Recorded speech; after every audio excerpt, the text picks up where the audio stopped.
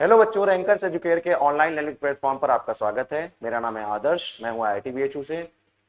मैं हूं आपका फिजिक्स मेंटर। लास्ट क्लास में हमने डिस्कस किया था पीवाईक्यूज 2025 के 3 पीवाईक्यूज डिस्कस किए थे। उसके साथ साथ हम लोगों ने डिस्कस किया था 2024 का पीवाईक्यूज, जिसमें हमने आपको दिखाया था कि कैसे क्वेश्चन एग्जाम में पूछे जा रहे हैं, कैसा एग्जाम पैटर्न है एनटीए का, और कैसे लेवल की तैयारी हमें करनी चाहिए। वो सब चीज़ें हम डिस्कस कर चुके हैं। इसमें आपने देखा होगा कि कितने चैप्टर से कैसे क्वेश्चंस आ रहे हैं, उसके एवरेजेस क्या हैं। एवरेज भी हमने डिस्कस किए थे वीडियोज में कि कितने क्वेश्चंस कहाँ से आ रहे हैं, आपको किस चैप्टर में ज़्यादा मेहनत करने की ज़रूरत है, किसमें थोड़े बहुत मेहनत से भी काम चल जाएगा। हाँ, लेकिन आपने एक चीज़ जरूर देखा होगा कि आपको चैप्टर्स में मेहनत करने की ज़रूरत है, क्योंकि जो सवाल पूछे जा रहे हैं वो थोड़े डेप्थ लेवल में पूछे जा रहे हैं, बोर्ड लेवल से थोड़ा ज़्यादा लेवल पूछा जा रहा है। तो अगर आप अभी बोर्ड में हैं तो देन आप थोड़ा और मेहनत करेंगे, देन आप आराम से सीयूटी क्रैक कर सकते हैं। अगर आप सीयूटी की तैयारी कहीं से कर रहे हैं या अभी करना चाहते हैं, देन आप हमारे रैंकर्स एजुकेयर को ज्वाइन कर सकते हैं। और साथ ही मैं ये बोलना चाह रहा हूँ कि अगर आप सीयूटी की तैयारी कहीं से कर रहे हैं, तो अगर आप देख पा रहे हैं कि वहाँ पर उस लेवल की पढ़ाई की कराई जा रही है जिस लेवल के एनटीए द्वारा सवाल पूछे जा रहे हैं, देन आप बहुत बढ़िया जगह है। आप आराम से तैयारी करते रहिए और सिलेक्शन लीजिए। आज हम शुरू करने वाले हैं अपने चैप्टर 1 को इलेक्ट्रोस्टैटिक्स में, जिसमें हम पढ़ेंगे इलेक्ट्रिक चार्जेस एंड फील्ड। और इसमें हम देखने वाले हैं कि क्या क्या हमें पढ़ना है और कैसे पढ़ते चलने जाना है। इसमें बहुत सारे लेक्चर्स आने वाले हैं जिसमें हम बात करेंगे पूरे चैप्टर में, डेप्थ में जाकर बात करेंगे, हर एक क्वेश्चंस को सॉल्व करेंगे, प्रैक्टिस करेंगे। प्रैक्टिस के साथ साथ आपके पीवाईक्यूज को भी सॉल्व करेंगे जो अभी आपको कराया गया है। उसमें और सारे भी पीवाईक्यूज हैं, उन सभी पीवाईक्यूज को सॉल्व कराया जाएगा ताकि आप आसानी से सीयूटी को क्रैक कर पाएं। हर एक लेवल, हर एक डेप्थ लेवल में जाएंगे तो आपको कोई प्रॉब्लम क्रिएट नहीं होगा। सही है। और एक ये क्लासेस नर्सिंग के लिए भी यूज कर सकते हैं आप। अगर आप नर्सिंग की तैयारी कर रहे हैं देन आपके लिए इनफ है। हम नीट लेवल तक की चीजें पढ़ रहे हैं ताकि हमें कोई भी प्रॉब्लम ना हो, कहीं पे भी प्रॉब्लम क्रिएट ना हो। हम वो सारे प्रॉब्लम्स बना रहे हैं जो एक्चुअली एग्जाम में पूछे गए नीट के। तो अगर नीट लेवल भी मान के चल रहे हैं, अगर आप नीट लेवल की अच्छी तैयारी कर ले रहे हैं, देन आसानी से आप सीटी को क्रैक कर लेंगे। तो आज हमारा लेक्चर 1 है। आज हम लेक्चर 1 शुरू करते हैं, आगे बढ़ते हैं, देखते हैं कहाँ तक आज कंप्लीट होता है।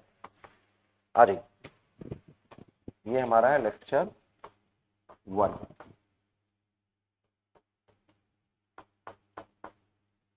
ठीक है भाई, ये लेक्चर 1 है। सबसे पहले शुरू करते हैं। शुरू करने से हम बात करने वाले हैं शुरू में इलेक्ट्रिक चार्ज के बारे में। हम इलेक्ट्रिक फील्ड एंड चार्जेस शुरू कर रहे हैं, तो हम चार्ज के बारे में पढ़ने वाले हैं। तो चार्ज के बारे में पढ़ने से पहले मैं बता दूं कि हमारा जो चैप्टर है वो कैसे शुरू होगा, ध्यान सुन लीजिए। सबसे पहले हम पढ़ेंगे चार्ज। चार्ज मोस्ट इंपॉर्टेंट है। चार्ज जब पढ़ लेंगे तो इसकी वजह से हम पढ़ेंगे फोर्स। फोर्स और इलेक्ट्रिक फील्ड पढ़ेंगे, पोटेंशियल पढ़ेंगे, कैपेसिटर पढ़ेंगे, करंट पढ़ेंगे। सही है। फिर चार्ज जब मोशन में आएगा तो करंट बनेगा, और करंट जब मोशन में आएगा तो मैग्नेटिक फील्ड बनेगा। क्या बनेगा? Magnetic field. Magnetic field create होगा। तो मैग्नेटिक फील्ड जब क्रिएट होगा तो मैग्नेटिक फील्ड भी हमें पढ़ना है। मैग्नेटिक फील्ड से वापस से हम करंट बनाएंगे जिसको हम बोलेंगे इलेक्ट्रोमैग्नेटिक इंडक्शन। सही है। उसके बाद अल्टरनेटिंग करंट और लास्ट में इलेक्ट्रोमैग्नेटिक वेव, यानी जब वेव चार्ज मूव करता है तो वेव जनरेट होता है। सही। वो कंडीशन में आपको समझा देता हूं। अगर चार्ज है, चार्ज अगर रेस्ट पर है, रेस्ट, तो ये जनरेट करेगा आपका इलेक्ट्रिक फील्ड। ठीक है। अगर चार्ज मोशन में है, मोशन में है बट वेलोसिटी कांस्टेंट है, v क्या है तुम्हारा? कांस्टेंट। अगर v कांस्टेंट है तो हम बोलेंगे भाई v कांस्टेंट है, इसका मतलब कि ये जनरेट करेगा इलेक्ट्रिक फील्ड भी और मैग्नेटिक फील्ड भी ना। चार्ज मोशन में बट v कांस्टेंट है। v कांस्टेंट का होने का मतलब एक्सेलरेशन जीरो है। एक्सेलरेशन क्या है? जीरो। अगर चार्ज मोशन में है बट v कांस्टेंट नहीं है, यानी एक्सेलरेटेड मोशन है, v कांस्टेंट नहीं है, इसका मतलब a not equal to zero. तो ये इलेक्ट्रिक फील्ड, मैग्नेटिक फील्ड और साथ में एनर्जी क्या करेगा? रेडिएट। एनर्जी रेडिएट करेगा। ठीक है। एनर्जी को रेडिएट करेगा। ये तीन कंडीशन पे भी कभी कभी सवाल पूछ लिया जाता है, तो आपको पता होना चाहिए।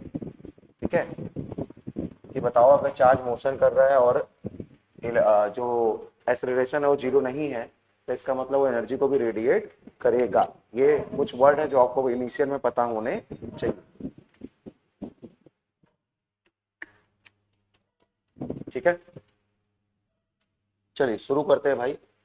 पहला जो टॉपिक है हमारा वो है हमारा इलेक्ट्रिक चार्जेस। क्या है भाई? इलेक्ट्रिक चार्जेस है। अब इसको हमें देखना है भाई, इलेक्ट्रिक चार्जेस, एक सेकेंड।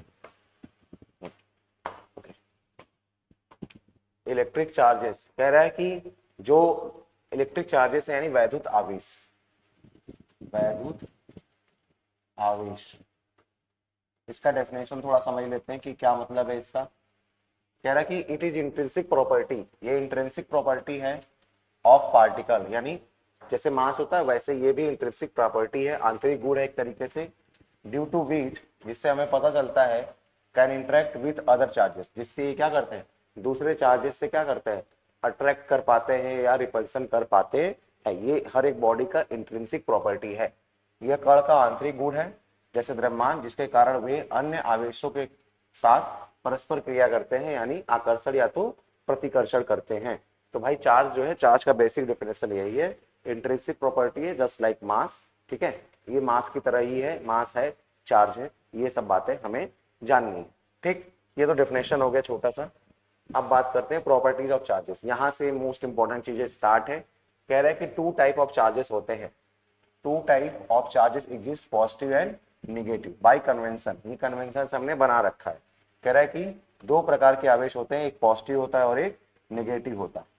एक पॉजिटिव होता है और एक क्या होता है, नेगेटिव होता है। दो तरीके के चार्जेस होते हैं। तो टू टाइप ऑफ चार्जेस हैं भाई, कन्वेंशन के हिसाब से हमने बना रखा है। दो प्रकार के आवेश है हमारे पास, पॉजिटिव और निगेटिव। सही है, पॉजिटिव और क्या है, निगेटिव है। अच्छा, चार्ज ऑन इलेक्ट्रॉन जो है भाई, वो टेकन है कैसा, कैसा टेकन किया गया है, कह रहा है कि नेगेटिव लिया गया है। प्रोटॉन पे कैसा लिया गया है, पॉजिटिव लिया गया है। प्रोटॉन पे भाई पॉजिटिव लिया गया है। सही, इलेक्ट्रॉन पे चार्ज हम नेगेटिव लेते हैं और प्रोटॉन पे चार्ज कैसा लेते हैं, पॉजिटिव मानते हैं। ठीक है, प्रोटॉन पे कैसा चार्ज मानते हैं, पॉजिटिव। ठीक, याद रखिएगा दो तरीके के चार्जेस है, एक पॉजिटिव और एक नेगेटिव। अब अगला देखो, like point charges are repel each other. Like point charges क्या करते हैं, एक दूसरे को रिपल करते हैं। सही है, एंड अनलाइक पॉइंट चार्जेस एक दूसरे को क्या करते हैं, अट्रैक्ट करते हैं। लाइक चार्जेस क्या करते हैं, एक दूसरे को रिपल करते हैं, और अनलाइक चार्जेस एक दूसरे को क्या करते हैं, अट्रैक्ट करते हैं। यानी अगर मैं बात करूं तो दो पॉजिटिव चार्ज है, अगर दो पॉजिटिव चार्ज है या दोनों ही नेगेटिव चार्ज है, तो ये रिपल करेंगे एक दूसरे को, क्या करेंगे, सॉरी अट्रैक्ट, ना ना रिपल, रिपल सेम चार्जेस है ना। अगर एक पॉजिटिव है और एक नेगेटिव है, ये नेगेटिव है और ये पॉजिटिव है, तो एक दूसरे को क्या करेंगे, अट्रैक्ट करेंगे, एक दूसरे को अट्रैक्ट करेंगे। क्लियर, ये एक दूसरे को क्या करेंगे भाई, अट्रैक्ट करेंगे। एक सेकेंड, क्लियर यहाँ तक? आई होप आपको चीजें समझ आ रही होंगी। ठीक, तो लाइक चार्जेस रिपल करेंगे, अनलाइक चार्जेस अट्रैक्ट करेंगे। ठीक है, unlike charges attract each other. फिर कह रहा है इलेक्ट्रिक चार्ज, यानी समान प्रकार के आवेश, समान बिंदु आवेश जो है आपको, वो क्या करेंगे, समान बिंदु आवेश एक दूसरे को प्रतिकर्षित करते हैं और असमान बिंदु आवेश एक दूसरे को क्या करते हैं, आकर्षित करते हैं। ठीक है, समान बिंदु आवेश एक दूसरे को प्रतिकर्षित करते हैं और असमान बिंदु आवेश एक दूसरे को आकर्षित करते हैं। ठीक, समझ आ रहा है बात, क्लियर? ये तो चीजें थोड़ी थोड़ी चीज जानते होंगे आप, बस वही चीजें आपको डिस्कस कराई जा रही है। इलेक्ट्रिक चार्जेस इज कंजर्व, हाँ ये इंपॉर्टेंट है, ये बहुत इंपॉर्टेंट है। इलेक्ट्रिक चार्ज आपका क्या होता है, कंजर्व्ड होता है। सही है, total charge of the universe remains constant, total charge of the universe remains constant है, ये आपको याद रखना पड़ेगा। ठीक है, स्टेटमेंट से कभी कभी आपसे सवाल पूछ लिया जाता है, तो आपको ये याद रखना पड़ेगा। ठीक है, तो electric charges is conserved, total charges of the universe remains constant. अगला, यानी विद्युत आवेश जो संरक्षित रहता है, ब्रह्मांड का कुल आवेश क्या आपका स्थिर है, ब्रह्मांड का कुल आवेश आपका स्थिर है, ब्रह्मांड का सारा आवेश आपका क्या भाई, स्थिर है। ठीक, अगर हम बात करें अगला, अगला बहुत इंपॉर्टेंट है भाई, ये भी ध्यान दीजिएगा, ये भी आपका बहुत इंपॉर्टेंट टर्म है। यानी क्या टर्म है भाई, कह रहा है कि charge can neither be create neither be destroy, तो ना तो चार्ज क्रिएट हो सकता है ना तो डिस्ट्रॉय हो सकता है, ना तो चार्ज क्रिएट हो सकता है ना तो डिस्ट्रॉय हो सकता है। ठीक है, ये भी याद रखेंगे, ना तो क्रिएट कर सकते हैं ना तो डिस्ट्रॉय, हाँ एक फॉर्म से दूसरे फॉर्म में चेंज कर सकते हैं। वही चीज नीचे लिखा हुआ है, it can be only transfer from one object to another object, can be transfer due to transfer of electron. अच्छा, हमेशा जो है इलेक्ट्रॉन के ट्रांसफर से ही होगा, हमेशा इलेक्ट्रॉन के क्या होगा, ट्रांसफर से ही होगा। इलेक्ट्रॉन ही एक जगह से दूसरी जगह मूव करेगा, बाकी प्रोटॉन अपनी जगह से मूव नहीं करेगा। हमेशा इलेक्ट्रॉन या तो आएगा या तो इलेक्ट्रॉन जाएगा। आवेशों का न तो सृजन किया सकता है, न तो बना सकते हैं, न तो विनाश कर सकते हैं। सही है, न तोड़ सकते हैं न तो बना सकते हैं। ठीक है, याद रखिएगा। हाँ, एक भाग एक वस्तु से दूसरी वस्तु पर स्थानांतरित कर सकते हैं। इलेक्ट्रॉन का स्थानांतरण होता है, ये याद रखना। किसका स्थानांतरण होता है, इलेक्ट्रॉन का। ठीक है, इलेक्ट्रॉन के स्थानांतरण की वजह से ही होता है। अच्छा, positive charge body means deficiency of electron, बहुत इंपॉर्टेंट, इसको मोस्ट इंपॉर्टेंट मान लीजिए। कह रहा है कि पॉजिटिव चार्ज जो बॉडी है मींस डिफिशियंसी ऑफ इलेक्ट्रॉन, और जो नेगेटिव चार्ज बॉडी है मींस इफिशियंसी ऑफ इलेक्ट्रॉन। सही है, किसी बॉडी पर अगर पॉजिटिव चार्ज आ रहा है, किसी बॉडी पर अगर पॉजिटिव चार्ज आ रहा है मतलब इलेक्ट्रॉन की अधिकता है, यानी पॉजिटिव चार्ज सॉरी इलेक्ट्रॉन की डिफिशियंसी है।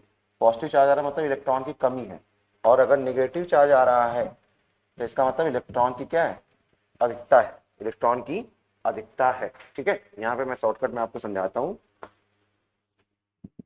शॉर्टकट में मान लो ये बॉडी है, बॉडी से इलेक्ट्रॉन अगर रिमूव हो रहा है, रिमूव, देन हम बोलते हैं कि ये बॉडी कैसी हो गई, पॉजिटिव चार्ज। अगर यहाँ पे इलेक्ट्रॉन आ रहा है तो हम बोलते हैं कि बॉडी कैसा हो गया, गेन हो रहा है। इलेक्ट्रॉन का अगर गेन हो रहा है तो हम बोलेंगे कि बॉडी क्या हो गया आपका, एक तरीके से नेगेटिव चार्ज, क्योंकि इलेक्ट्रॉन बढ़ रहा है। इलेक्ट्रॉन आएगा तो नेगेटिव चार्ज, इलेक्ट्रॉन जाएगा तो पॉजिटिव चार्ज। अच्छा, इस केस में मान लो कि इनिशियल मास mi था, तो फाइनल मास क्या हो जाएगा, डिक्रीज। तो फाइनल मास आपका डिक्रीज हो जाएगा, क्योंकि इलेक्ट्रॉन रिमूव हो रहा है। तो इनिशियल मास ज्यादा होता है, फाइनल मास कम होता है। यहाँ पे इनिशियल मास आपका कम होता है, फाइनल मास ज्यादा, क्योंकि इलेक्ट्रॉन आ रहा है। जब इलेक्ट्रॉन आएगा तो मास बढ़ेगा, यहाँ से इलेक्ट्रॉन रिमूव होगा तो मास क्या होगा, कम होगा। क्लियर, ये आपकी प्रॉपर्टीज ऑफ चार्जेस। अगले स्लाइड पे भी हम प्रॉपर्टीज ऑफ चार्ज के बारे में बात करने वाले हैं। चलिए देखते हैं, आगे बढ़ते हैं। जरा इसको तब तक आप लिख लीजिए, आप समझ लीजिए।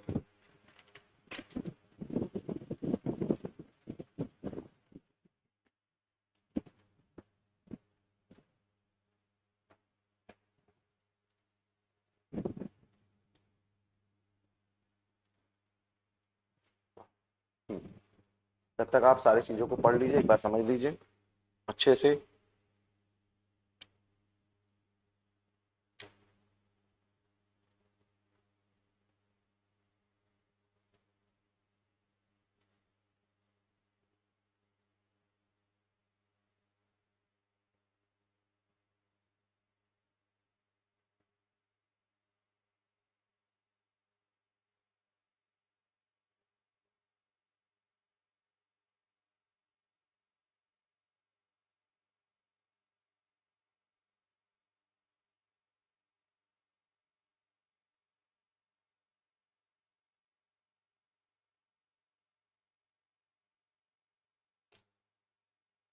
ठीक है, अब आगे बढ़ते हैं भाई, आगे देखते हैं आगे क्या पढ़ना है हमें।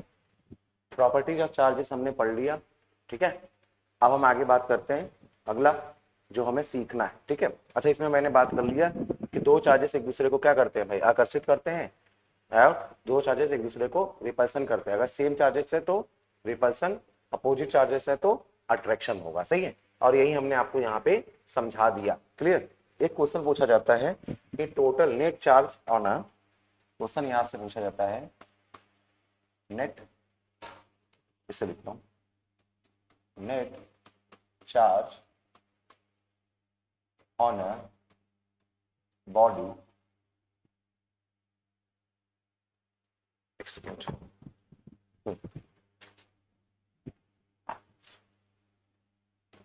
Net charge on a dipole is,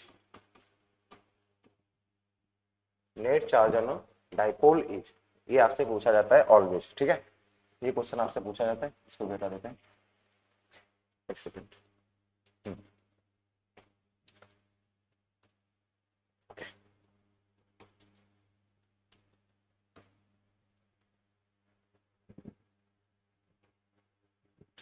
चलो यहाँ पे आपसे ये क्वेश्चन पूछा जाएगा, net charge on a dipole is. आपसे ये क्वेश्चन कई बार पूछा गया है। Net charge on a dipole याद रखिएगा, आपको पता है कि जो डाइपोल है सर, डाइपोल अगर मैं बात करूं तो डाइपोल हमें पता है कि माइनस क्यू और एक होता है प्लस क्यू। तो मैं अगर पूछूं क्यू नेट तो कहोगे सर क्यू नेट निकालना है ना, तो माइनस क्यू प्लस क्यू सबको ऐड कर दो, सबको ऐड कर दो, क्यू नेट की वैल्यू कितनी हो जाएगी, 0। ये याद रखिएगा, बहुत बार ऑप्शन में आपको ऐसा गिवन होगा, क्यू की गिवन होगा, माइनस 2 की गिवन होगा, 0 गिवन होगा, नन ऑफ दीज। बहुत सारे बच्चे ये सोचते हैं कि चार्ज होगा 2 की, 2 की नहीं होगा, माइनस 2 की भी नहीं होगा, नेट चार्ज होगा 0। नेट चार्ज कितना होगा ऑन अ डाइपोल, कितना होगा, 0 होगा। ये याद रखिएगा, net charge on a dipole क्या होगा, आप 0 होगा। ठीक है, क्लियर यहाँ तक। चलिए अब आगे बढ़ते भाई, अगला अगला देखते हैं, आगे हमें क्या पढ़ना है, आगे हमें देखना है। अच्छा, चार्ज क्या होता है भाई, क्वांटाइज्ड। चार्ज क्या होता है आपका, क्वांटाइज्ड होता है। चार्ज आपका क्वांटाइज्ड होता है, ये बहुत इंपॉर्टेंट टर्म है। चार्ज होता है आपका quantized, charge is a quantized and it's quantize electron. इसका मतलब ये है कि चार्ज हमेशा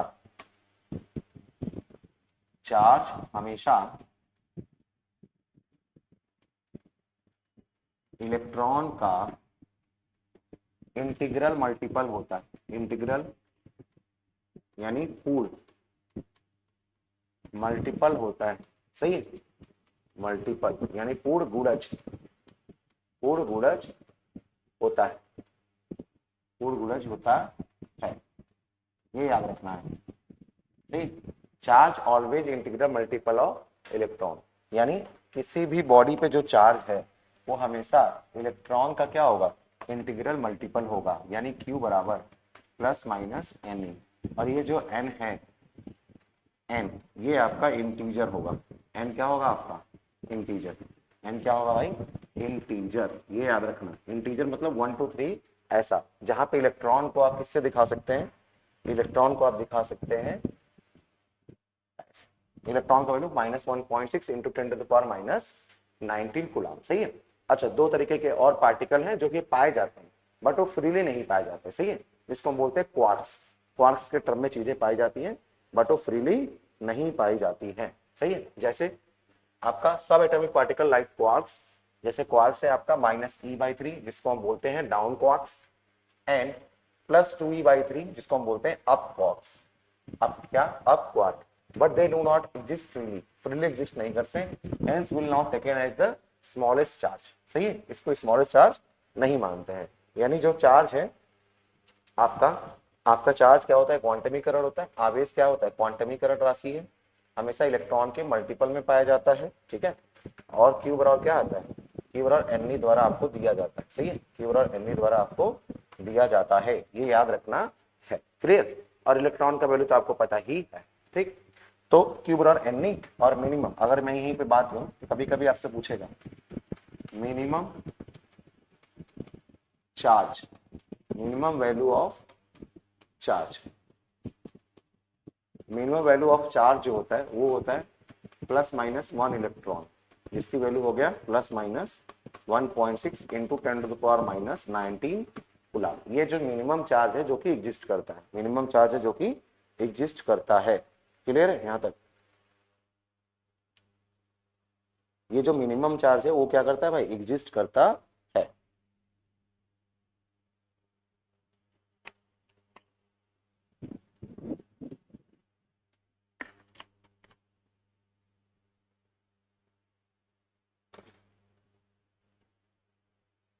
ठीक, आगे बात करते हैं।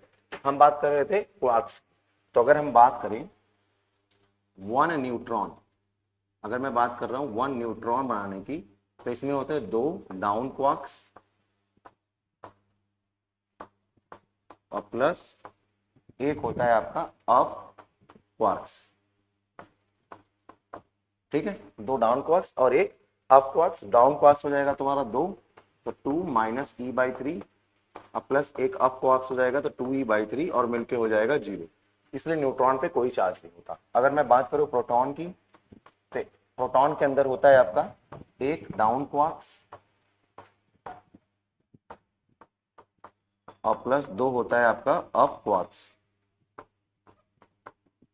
ठीक है, तो यहां से आपका हो जाएगा -e/3 प्लस 2 इंटू 2e/3, और इसको जब हम सॉल्व करते हैं तो प्लस ई के बराबर आ जाता है। ये किसके बराबर आ जाता है? प्लस ई के क्या आ जाता है? बराबर आ जाता है।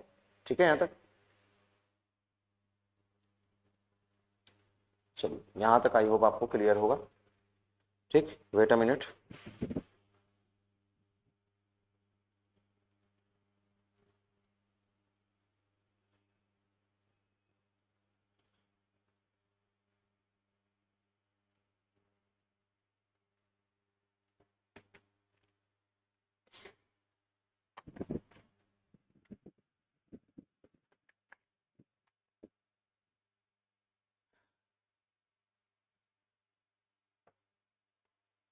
ठीक है, यहां तक चलिए आगे बात करते हैं भाई। अगला ये तो समझ गए कि आप चार्ज जो होता है क्वांटाइज्ड होता है और हमेशा Q बराबर प्लस माइनस एन के फॉर्म में पाया जाता है। अब अगर हम बात करें, जो मास है वो वेरीज विथ स्पीड होता है। मास क्या करता है भाई? स्पीड के साथ वेरीज करता है। मास जो है आपका स्पीड के साथ वेरीज करता है, बट मास तो स्पीड के साथ वेरीज करता है, बट स्पीड जो सॉरी जो चार्ज है वो स्पीड के साथ वेरी नहीं करता। Charge does not change, charge does not change with speed. ये कई बार सवाल पूछा गया है। चार्ज जो है स्पीड के साथ वेरी नहीं करता, but charge does not very with speed, यानी स्पीड के साथ चार्ज वेरी नहीं करता है। क्लियर है यहां तक? ठीक, ओके। तो चार्ज आपका जो है स्पीड के साथ वेरी नहीं करता है, बट मास आपका वेरीज करता है स्पीड के साथ, ये भी आपको पता है। कहने का मतलब ये है कि मास अगर चेंज हो जाएगा, एम आपका चेंज हो जाता है, mass change with respect to speed, but charge does not change with speed। यानी अगर स्पीड आ जाएगा तो चार्ज चेंज नहीं होगा, बट मास क्या हो जाएगा आपका? चेंज हो जाएगा। क्लियर यहां तक? तो ये चीजें हमने आपको समझा दिया कि कैसे अप क्वार्क्स होता है, डाउन क्वार्क्स का यूज करके कैसे न्यूट्रॉन बनता है और कैसे प्रोटॉन बनता है। ये बात याद करने की है कि चार्ज जो आपकी वेलोसिटी है, आवेश आपका वेलोसिटी पे डिपेंड नहीं करता है, ये याद रखेंगे आप। आवेश आपका वेलोसिटी पे डिपेंड नहीं करता है, ठीक, बट मास आपका वेलोसिटी पे डिपेंड करता है। चलिए आगे बढ़ते हैं, आगे हम समझते हैं। ये तो हमने समझा दिया आपको। आगे चार्ज की बात करते हैं भाई। चार्ज इज स्केलर क्वांटिटी है। चार्ज एक क्या है? स्केलर क्वांटिटी, यानी एक अदिश राशि है। चार्ज एक क्या है आपका? अदिश राशि है। आगे कह रहा है कि इसका जो यूनिट है वो क्या होता है? एम्पियर सेकंड बोलो या कुलाम बोलो, एम्पियर सेकंड या कुलाम। कभी कभी एम्पियर सेकंड भी आपसे पूछ लिया जाता है, तो एम्पियर सेकंड बोलो या कुलाम बोलो, बात एक ही है। ठीक है, कह रहा है कि इट्स डायमेंशनल फार्मूला है आपका 80। इसका डायमेंशनल फार्मूला 80 याद रखिएगा। इसका डायमेंशनल फार्मूला, एक कुलाम चार्ज जो होता है 3 इंटू 10⁹ ESU के बराबर होता है, इलेक्ट्रोस्टैटिक्स यूनिट। इसको हम क्या बोलते हैं? Electrostatics unit. आवेश का जो मात्रक होता है गुलाम होता है या एम्पियर सेकंड होता है। इसका बीमी सूत्र जो होता है वो होता है बराबर, बीमी सूत्र होता है 80। बीमी सूत्र क्या होता है? 80। एक गुलाम जो है वो आपका बराबर होता है, एक गुलाम वो आपका इक्वल होता है 3 इंटू 10⁹ ESU के बराबर। 3 इंटू 10⁹ ESU के क्या होता है? बराबर होता है। ठीक है, और दूसरा याद रखिएगा, EMU, एक कूलम जो चार्ज होता है वो 1/10 EMU के बराबर होता है, याद रखिएगा ये भी। ठीक है, EMU के बराबर। स्मॉलेस्ट यूनिट अगर आपसे चार्ज पूछा जाए, ये बहुत इंपॉर्टेंट है, कभी कभी ये सवाल पूछ लिया जाता है। स्मॉलेस्ट यूनिट ऑफ चार्ज अगर आपसे पूछा जा रहा है तो स्मॉलेस्ट यूनिट ऑफ चार्ज होता है फ्रैंकलिन। क्या होता है भाई? फ्रैंकलिन होता है स्मॉलेस्ट यूनिट ऑफ चार्ज। सही है। अच्छा, charge unlike mass is invariant, वो बता ही दिया हमने। चार्ज आपका चेंज नहीं होता, it does not very with speed, ये हमने आपको बता ही दिया। सही है, ये वेलोसिटी से बदलता नहीं है। आवेश का सबसे छोटा मात्रक क्या हो जाएगा आपका? फ्रैंकलिन, ये याद रखेंगे आप। आवेश का सबसे छोटा मात्रक फ्रैंकलिन, ठीक है। अच्छा, द्रव्यमान के विपरीत आवेश अपरिवर्तनीय होता है, गति के कारण चेंज नहीं होता। Last, charge can not exist without mass but mass can exist without charge. ये बहुत इंपॉर्टेंट है भाई, ये भी चीज आपसे कभी कभी पूछ लिया जाता है, ठीक है। ओके, जस्ट क्या हो गया,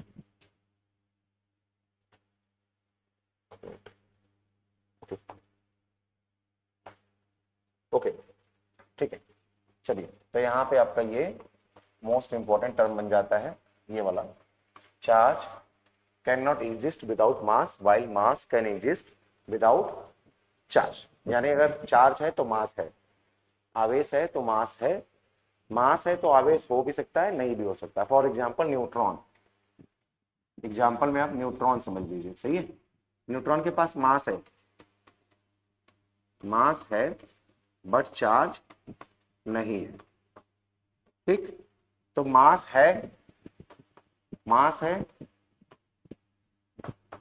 तो चार्ज हो भी सकता है, नहीं भी, बट चार्ज है तो मास 100% होगा, मास 100% होगा, यही बोला जा रहा है। Charge can not exist without mass while mass can exist without charge, ठीक है। क्लियर यहाँ तक। तो ये हमने प्रॉपर्टीज वगैरह डिस्कस कर लिया भाई चार्ज का। अब आगे हम बात करने वाले हैं कि इस पे कैसे सवाल पूछे जाते हैं आपसे, वो हम सवाल देखने वाले हैं, ठीक है। चलिए भाई शुरू करते हैं, सवाल की तरफ बढ़ते हैं, ठीक है। जस्ट वेट, इनको डिलीट कर देते हैं भाई, डिलीट, ये हो, चलो आ जाओ, यहाँ आ जाते हैं। 1 फैराडे चार्ज, अगर हम बात कर रहे हैं 1 फैराडे का, तो ये भी कभी कभी पूछ लिया जाता है। मोल कॉन्सेप्ट में आपने ये पढ़ा होगा फैराडे के बारे में, मोल कॉन्सेप्ट के बारे में, तो आप यहाँ से पता कर सकते हैं कि 1 फैराडे चार्ज क्या होता है, उसके बारे में क्या डिस्कशन है, वो हम डिस्कस कर देते हैं थोड़ा सा, ताकि आपको थोड़ा पता रहे कि कैसे करना है अपने को, सही है। तो 1 फैराडे आपका जो होता है, ये होता है आपका charge of 1 mole, charge of 1 mole is called 1 Faraday charge. एक मोल जो चार्ज होता है उसे हम बोलते हैं 1 फैराडे चार्ज, यानी एक मोल के आवेश को हम बोलते हैं 1 फैराडे, और ये इक्वल होता है किसके, 96,500 कूलाम के इक्वल होता है, ऐसा हम मान लेते हैं। ये इक्वल होता है किसके, 96,500 कूलाम के, ठीक है। ओके, जस्ट वेट, हाँ, एक फैराडे किसके इक्वल होता है, 96,500 कूलाम के क्या होता है भाई, इक्वल होता है। इसमें बस थोड़ा बहुत आपको पता होना चाहिए, बाकी आपको बस थोड़ा बहुत भी पता है तो आप ये कर लेंगे। फैराडेज वगैरह में इतना ज्यादा कोई दिक्कत की बात नहीं होनी चाहिए, ठीक है। चलिए अब आगे बढ़ते हैं, अगला सवाल देखते हैं। अगले सवाल में देखते हैं जरा क्या करना है अपने को। हाँ, आगे बढ़ने से पहले मैं बता दूं कि जब आप रैंकर्स एजुकेट ज्वाइन करेंगे, तो आप अगर ऑनलाइन लर्निंग प्लेटफॉर्म ज्वाइन कर रहे हैं तो आपको क्या क्या सुविधाएं मिलेंगी, उन सुविधाओं के बारे में बात कर लूँ। सबसे पहले आपको रिकॉर्डेड एंड लाइव क्लासेस मिलेगा, साथ में आपको पीडीएफ नोट्स मिलेंगे, साथ में स्ट्रक्चर स्टडी प्लान मिलेगा आपको, टेस्ट सीरीज, उसके साथ साथ प्रैक्टिस सेशन भी रखे जाएंगे, ऑनलाइन डाउट सेशन, ये बहुत इंपॉर्टेंट है, ऑनलाइन डाउट सेशन भी रखा जाएगा, आपको रिकॉर्डेड और लाइव लेक्चर्स मिलेंगे, सारी सुविधाएं आपको दी जाएंगी, सबका शेड्यूल बनाया जाएगा, सभी शेड्यूल को फॉलो किया जाएगा, ठीक है। उसके साथ साथ आपको सभी क्लासेस का पीडीएफ नोट्स मिलेगा, स्ट्रक्चर स्टडी प्लान मिलेगा, डेट बताया जाएगा कब कौन सा चैप्टर कंप्लीट होगा, कितने दिनों में हम लेक्चर्स को खत्म करेंगे, कब आपका फुल सिलेबस टेस्ट होगा, कब आपका वीकली टेस्ट होगा, ये सब आपको इसी स्ट्रक्चर स्टडी प्लान में बताया जाएगा। टेस्ट सीरीज, उसके साथ साथ practice session, online doubt session आपको रखा जाएगा, और ये सब चीजें आपको कहाँ पे मिलेंगी, अगर आप रैंकर्स एजुकेयर का आप ऐप डाउनलोड कर लेंगे प्ले स्टोर से, तो आप वहां से कोर्स परचेज कर लीजिए। कोर्स परचेज करने के बाद आपको ये सारे लेक्चर्स आपको यहाँ पर मिलेंगे, चैप्टर बाय चैप्टर करके, पीवाईक्यू सहित, PYQs plus practice plus theory, सारी क्लासेस आपको एक ही जगह पर मिल जाएंगी, ठीक है। और इसके अंदर स्टडी मटेरियल भी है, इसका आपको पीडीएफ अपलोड करा दिया जाएगा, आप कहीं से भी प्रिंट करा के आराम से पढ़ सकते हैं। वो हम लोगों के द्वारा बनाया गया, हमारी टीम द्वारा बनाया गया है, जिसमें आपको सारे पीवाईक्यूज प्लस उस लेवल के क्वेश्चंस जो सीयूटी में पूछे जा रहे हैं या पूछे जाएंगे, उन सभी तरीकों के सवालों को उसमें डलवाया गया है, बनाया गया है, ताकि आप आराम से प्रैक्टिस कीजिए, एक ही बुक से कीजिए, ताकि आराम से आप उन सभी सवालों को क्लियर कर पाए जो सीयूटी में आने वाले हैं। ठीक, आगे बढ़ते हैं। ऑनलाइन के साथ साथ हमारा ऑफलाइन कैंपस भी है, जो कि वाराणसी के दुर्गा कुंड में स्थित है, जहां पर आप ऑफलाइन ज्वाइन कर भी पढ़ सकते हैं। ऑफलाइन में आपको थोड़ा और फायदा मिल जाता है, आप ऑफलाइन पढ़ते हैं, साथ में उसका लेक्चर भी मिलता है, आपको रिकॉर्डेड लेक्चर भी मिल जाता है, साथ में ऑफलाइन टेस्ट भी होते हैं, ऑफलाइन में भी होता है, ऑनलाइन में भी टेस्ट होता है। उसके साथ साथ यहाँ फायदा ये है कि आप टीचर्स को सामने से पढ़ सकते हैं, डाउट सॉल्विंग आपकी बढ़ जाती है, यहाँ पे आप ऑनलाइन डाउट भी पूछ सकते हैं, और इसमें आपका थोड़ा और रहेगा कि आपको हर समय टीचर्स उपलब्ध मिलेंगे, तो आप कभी भी पूछ सकते हैं। ठीक है, ये सब थोड़ी फैसिलिटीज आपको अच्छी मिल जाएंगी। यहाँ बुक्स जो है आपको प्रिंटेड फॉर्म में मिलेंगे, उन बुक्स में बहुत अच्छे अच्छे क्वेश्चंस दिए गए हैं, जो अभी मैंने आपको बताया कि सीयूटी के सारे पीवाईक्यूज प्लस सीयूटी में आने वाले सवाल या जो उस लेवल के सवाल है, वही लेवल के सवाल उसमें दिए गए हैं। अब अगर हम बात करें कि ऑफलाइन अगर आपको ज्वाइन करना है या कोई और एक्स्ट्रा डाउट है, तो आप इन नंबरों पर संपर्क कर लीजिए, 9415190556, 8874153302। इन दोनों नंबर में से किसी नंबर पे भी आप कॉल करके अपना एक्स्ट्रा जो आपको जानकारी चाहिए वो ले सकते हैं। चलिए आगे बढ़ते हैं, आगे हम चैप्टर्स में आगे बढ़ते भाई, देखते हैं क्या क्या क्या हमने पढ़ा। अभी हमने चार्जेस के बारे में पढ़ लिया, अब हम सवाल पर आते हैं। कह रहा है कि किसी वस्तु पर, ठीक है, किसी वस्तु पर, यहाँ भाई वस्तु रहेगा, एक सेकेंड,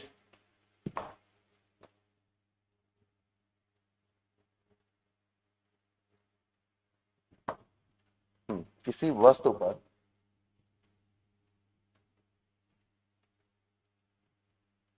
कौन सा चार्ज पॉसिबल है। तो मैंने आपको जब पढ़ाया था, अभी जस्ट पढ़ाया था, तो मैंने बोला कि वही चीजें पॉसिबल है, वही चार्ज पॉसिबल है, वही चार्ज पॉसिबल है जो क्वांटाइजेशन को फॉलो करेगा, यानी Q बराबर प्लस माइनस एन ई, इसको जो फॉलो करेगा वही चार्ज पॉसिबल है, बाकी कोई भी चार्ज पॉसिबल नहीं है। पहला वाला 0.1 है, नहीं। इंटीग्रल मल्टीपल 2.5, नहीं। 3 इलेक्ट्रॉन 5, ये हो जाएगा 1/50 इलेक्ट्रॉन भी पॉसिबल नहीं है। मतलब तीसरा वाला ही पॉसिबल है, इलेक्ट्रॉन का मल्टीपल होना चाहिए, इलेक्ट्रॉन का इंटीग्रल मल्टीपल होना चाहिए, तभी चार्ज पॉसिबल है, अन्यथा चार्ज पॉसिबल नहीं है। इसका मतलब और कोई चार्ज पॉसिबल नहीं हो सकता यहाँ पे। ठीक है,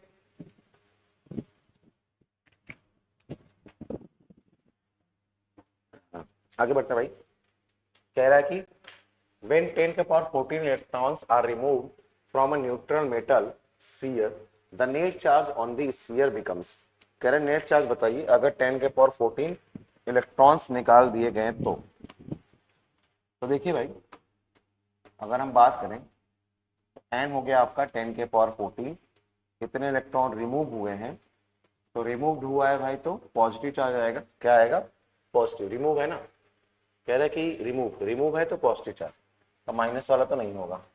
अब हमें देखना है कि कितना आएगा, तो हम लगा देते हैं कि चार्ज कितना होगा, तो क्यू बराबर एम ई, एन हो गया आपका 10 के पावर 14, इलेक्ट्रॉन पर चार्ज होता है 1.6 into 10 to the power minus 19, तो चार्ज हो जाएगा आपका 1.6 into 10 to the power minus 5 coulomb. इतना चार्ज आपका हो जाएगा। सही है। अब यहाँ पे जो चार्ज दिया गया है वो आपका माइक्रो कूलम में दिया गया है, तो इसको मैं ऐसे भी लिख सकता हूँ, जस्ट वेट अ मिनट, इसी को मैं ऐसे भी तो लिख सकता हूँ 16 into 10 to the power minus 6 coulomb या 16 माइक्रो कूलम, या क्या लिख सकता हूँ 16 माइक्रो कूलम। ठीक है, तो आपको कौन सा ऑप्शन करेक्ट हो जाएगा? First option is correct. First option आपका क्या हो जाएगा भाई? करेक्ट हो जाएगा। ठीक है, चलिए आगे बढ़ते हैं। आगे बढ़ने से पहले मैं अगर आपको बता दूं कि अभी जो मैं बुक्स की बात कर रहा था वो बुक्स आपके इस तरीके से कुछ है। आपको मटेरियल्स मिलेगा, केमिस्ट्री हो गया आपका, साथ में आपका हो जाएगा भाई केमिस्ट्री, फिर आपका फिजिक्स हो गया, बायोलॉजी, ऐसे ही मैथ्स का बुक है जो कि स्पेशल बुक्स है, सीयूटी के लिए ही है।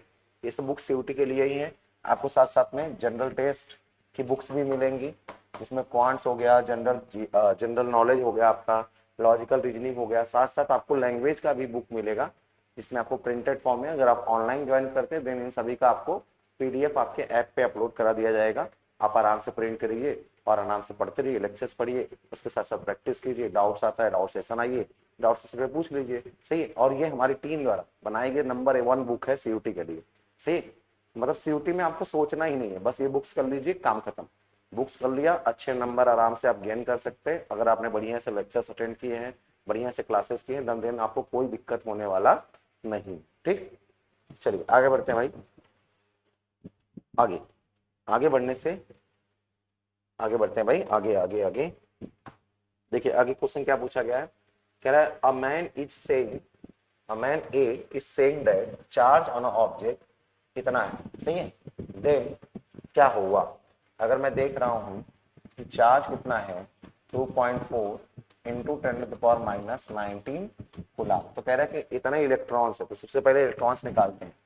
तो इसको मैं ऐसे लिख सकता हूँ क्यू और एन ई 2.4। अच्छा, माइनस ये बताता है कि इलेक्ट्रॉन गेन हुआ है। इलेक्ट्रॉन क्या हुआ है, gain. Given to the object, सही है, given to the object, remove नहीं होगा, गिवन टू द ऑब्जेक्ट में से कोई होगा, या तो लास्ट वाला ऑप्शन भी हो सकता है। तो 2.4 into 10⁻⁻19 n is equal to क्या हो जाएगा 2.4 इंटू 10⁻⁻19 और डिवाइड बाई इलेक्ट्रॉन। तो इलेक्ट्रॉन पे चार्ज कितना होता है भाई 2.4, इलेक्ट्रॉन हो जाएगा 1.6 इंटू 10⁻⁻19। ये कैंसिल 16 से ये कैंसिल करूंगा 1.5 आ जाएगा, तो एन आ जाएगा 1.5 इलेक्ट्रॉन, सही है। यानी 1.5 इलेक्ट्रॉन हो जाएगा। बट 1.5 इलेक्ट्रॉन तो एग्जिस्ट ही नहीं करता, 1.5 इलेक्ट्रॉन एग्जिस्ट नहीं करता। जब भी इलेक्ट्रॉन एग्जिस्ट करेगा हमेशा इंटीग्रल मल्टीपल में एग्जिस्ट करेगा, या तो 2 या तो 3 या तो 4, ऐसे इंटीग्रल मल्टीपल में एग्जिस्ट करेगा। इसका मतलब not possible because charge exist in integral multiple, यानी क्वांटमीकरण में आपका होगा चार्जेस, अन्यथा नहीं होने वाला। क्लियर यहां तक, ठीक है। आई होप आपको यहां तक चीजें समझ आ गई होंगी।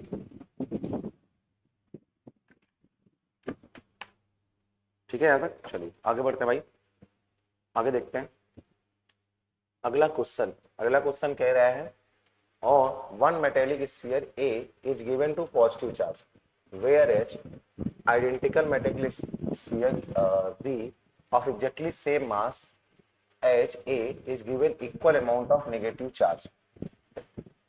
A है आपका, इसमें क्या दिया गया A is given to positive charge, इसको क्या दिया गया पॉजिटिव चार्ज।